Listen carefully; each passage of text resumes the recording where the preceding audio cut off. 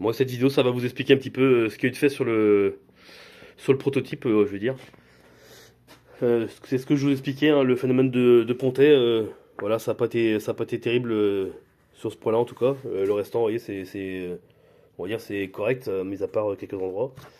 Donc, comme je vous expliquais, hein, j'ai encore de quoi faire le carénage. Et vous voyez ici aussi, c'est pareil, il manque une pièce que j'ai pas voulu mettre parce que je me suis tâté justement à la mettre suite à ce problème-là, quoi. Donc l'avant, c'est un carénage de Warrior. Voilà.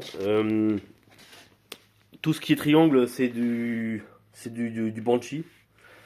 Euh, les amortisseurs, j'en avais acheté une première paire, ça le faisait pas, il était beaucoup trop mou. Là, c'est du 1000 lbs avec plusieurs réglages possibles. Donc voilà, ce qui a été fait principalement sur l'avant, eh ben en fait, toute cette partie-là a été raccordée sur le berceau du moteur, qui lui, bah, forcément, il est du 600 bandit. Donc bah, tout l'avant a été entièrement réalisé. Soudure également, et puis thermolacage après sablage, pardon.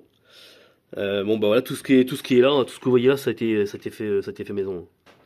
Les axes, j'en trouvais pas de la bonne taille, donc je les ai fabriqués, enfin je les ai fait fabriquer, pardon, par une entreprise du coin ici qui travaille sur les Formule 1 et sur la NASA aussi également. Voilà, là vous pouvez voir qu'il y a une patte ici là. Ici je vous la montre là.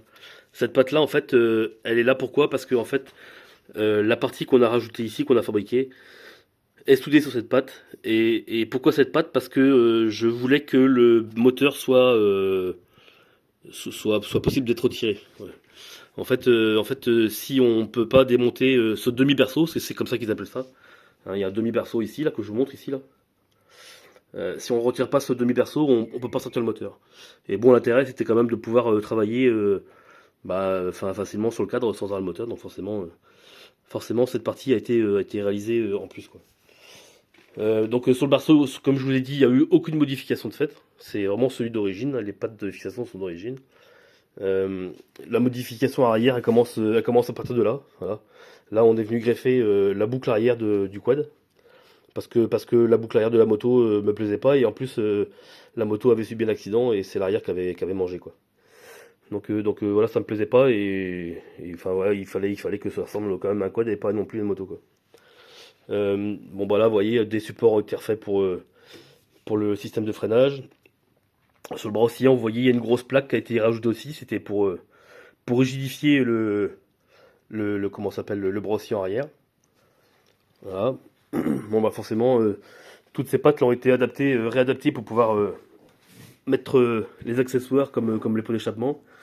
L'arbre arrière, c'est l'arbre du quad que j'avais acheté pour faire le projet, justement. Hein, qui était un quad c'était un 300 cm3 qui était en panne. Sur l'arrière, bah, ma foi, quelques modifications bien sûr, hein, puisque en fait l'arbre est constitué de deux parties. Il y a cette partie-là et donc cette partie ici que vous voyez là, qu'on a greffé sur le brossillon de la moto. Et donc voilà, donc c'est à peu près le gros du travail qui a été réalisé sur le quad. Voilà, quoi vous dire d'autre. Ma foi, on a fait du mieux qu'on a pu. Le résultat est somme toute assez sympathique.